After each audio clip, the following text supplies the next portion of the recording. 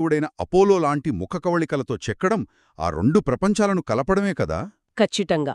ఇక వాస్తుశిల్పం విషయానికొస్తే పెషావర్లోని భారీ బౌద్ధ స్తూపం నిర్మాణాన్ని మనం ఉదాహరణగా చూడొచ్చు.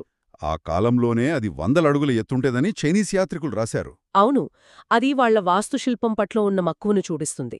ఇతర మతాల పట్ల వాళ్లకున్న అపారమైన గౌరవాన్ని కూడా ఆ నిర్మాణాలు ప్రతిబింబిస్తాయి.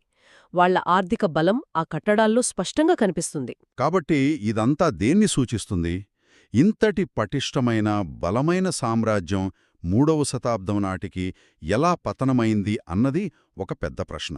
దానికి ఒకే కారణం లేదు. మొదటది వాళ్ల సామ్రాజ్యం మరీ పెద్దది కావడం.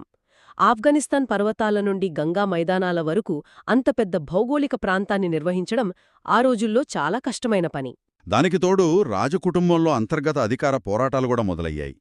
ఒకవైపు లోపల కుమ్ములాటలు జరుగుతుంటే బయటి నుండి శత్రువులు కూడా తమ దాడులను పెంచారు. అదే జరిగింది. సరిగ్గా పశ్చిమ